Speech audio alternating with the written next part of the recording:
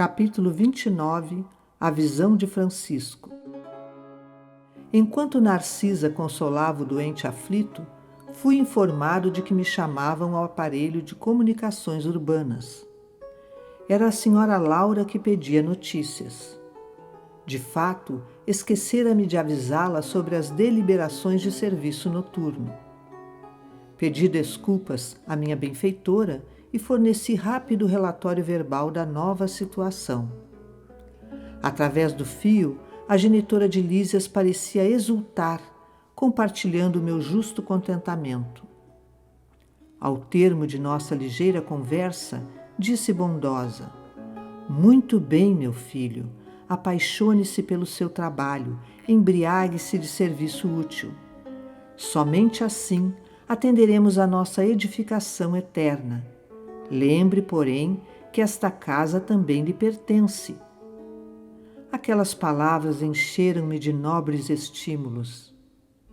Regressando ao contato direto com os enfermos, notei Narcisa lutar heroicamente por acalmar um rapaz que revelava singulares distúrbios. Procurei ajudá-la. O pobrezinho, de olhos perdidos no espaço, gritava espantadiço: "Acuda-me, por amor de Deus, tenho medo, medo." E, olhar esgazeado dos que experimentam profundas sensações de pavor, acentuava: "Irmã Narcisa, lá vem ele, o monstro, sinto os vermes novamente. Ele, livre-me dele. Irmã, não quero, não quero." "Calma, Francisco", pedia a companheira dos infortunados. "Você vai libertar-se, ganhar muita serenidade e alegria, mas depende do seu esforço. Faça de conta que a sua mente é uma esponja embebida em vinagre. É necessário expelir a substância azeda. Ajudá-lo-ei a fazê-lo, mas o trabalho mais intenso cabe a você mesmo." O doente mostrava boa vontade, acalmava-se enquanto ouvia os conceitos carinhosos, mas volvia a mesma palidez de antes, prorrompendo em novas exclamações: "Mas, irmã, repare bem, ele não me deixa. Já voltou a atormentar-me. Veja, veja." "Estou vendo-o, Francisco", respondia ela cordata, "mas é indispensável que você me ajude a expulsá-lo." "Este fantasma diabólico", acrescentava a chorar como criança, provocando compaixão. "Confie em Jesus e esqueça o monstro", dizia a irmã dos infelizes piedosamente. "Vamos ao passe. O fantasma fugirá de nós." E aplicou-lhe fluidos salutares e reconfortadores, que Francisco agradeceu, manifestando imensa alegria no olhar. "Agora", disse ele, fim da operação magnética, "estou mais tranquilo." Narcisa ajeitou-lhe os travesseiros, mandou que uma serva lhe trouxesse água magnetizada. Aquela exemplificação da enfermeira edificava-me. O bem, como o mal, em toda parte estabelece misterioso contágio. Observando-me o sincero desejo de aprender, Narcisa aproximou-se mais, mostrando-se disposta a iniciar-me nos sublimes segredos do serviço. "A quem se refere o doente?", indaguei impressionado. "Está, porventura, sediado por alguma sombra invisível ao meu olhar?" A velha servidora das câmaras de retificação sorriu carinhosamente e falou: "Trata-se do seu próprio cadáver." "Que me diz?", tornei espantado. O pobrezinho era excessivamente apegado ao corpo físico e veio para a esfera espiritual após um desastre, oriundo de pura imprudência. Esteve, durante muitos dias, ao lado dos despojos, em pleno sepulcro, sem se conformar com situação diversa. Queria firmemente levantar o corpo hirto, tal o império da ilusão em que vivera, e nesse triste esforço gastou muito tempo.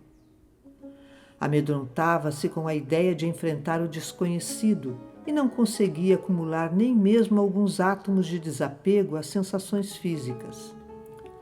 Não valeram socorros das esferas mais altas, porque fechava a zona mental a todo pensamento relativo à vida eterna. Por fim, os vermes fizeram-lhe experimentar tamanhos padecimentos que o pobre se afastou do túmulo tomado de horror.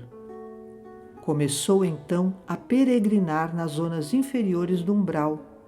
No entanto, os que lhe foram pais na terra possuem aqui grandes créditos espirituais e rogaram sua internação na colônia.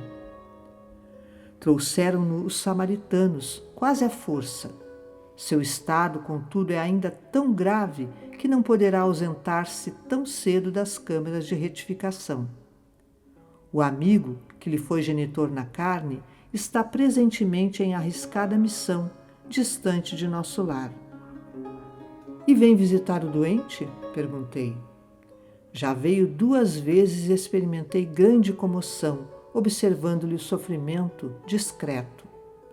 Tamanha é a perturbação do rapaz que não reconheceu o pai generoso e dedicado. Gritava, aflito, mostrando a demência dolorosa. O genitor, que veio vê-lo em companhia do ministro Pádua, do Ministério da Comunicação, pareceu muito superior à condição humana, enquanto se encontrava com o nobre amigo que obtivera hospitalidade para o filho infeliz.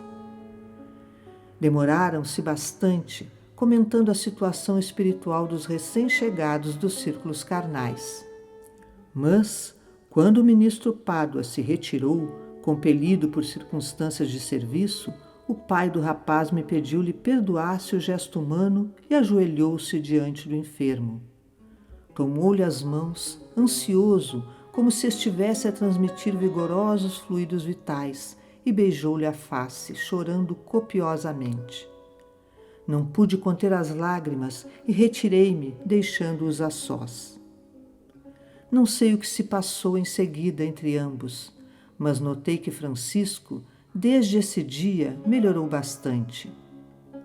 A demência total reduziu-se a crises que são agora cada vez mais espaçadas. Como tudo isso comove, exclamei sob forte impressão. Entretanto, como pode a imagem do cadáver persegui-lo? A visão de Francisco, esclareceu a velhinha atenciosa, é o pesadelo de muitos espíritos depois da morte carnal. Apegam-se demasiadamente ao corpo, não enxergam outra coisa, nem vivem senão dele e para ele, votando-lhe verdadeiro culto e, vindo o sopro renovador, não o abandonam. Repelem quaisquer ideias de espiritualidade e lutam desesperadamente pelo conservar. Surgem, no entanto, os vermes vorazes e os expulsam. A essa altura, horrorizam-se do corpo e adotam nova atitude extremista. A visão do cadáver, porém, como forte criação mental deles mesmos, atormenta-os no imo da alma. Sobrevêm perturbações e crises, mais ou menos longas, e muitos sofrem até a eliminação integral do seu fantasma. Notando minha comoção, Narcisa acrescentou: graças ao Pai, venho aproveitando bastante nestes últimos anos de serviço. Ah, como é profundo o sono espiritual da maioria de nossos irmãos na carne. Isto, porém, deve preocupar-nos, mas não deve ferir-nos. A crisálida cola-se à matéria inerte, mas a borboleta alçará o vôo. A semente é quase imperceptível e, no entanto, o carvalho será um gigante. A flor morta volve à terra, mas o perfume vive no céu. Todo embrião de vida parece dormir. Não devemos esquecer estas lições. E Narcisa calou-se, sem que me atrevesse a interromper-lhe o silêncio.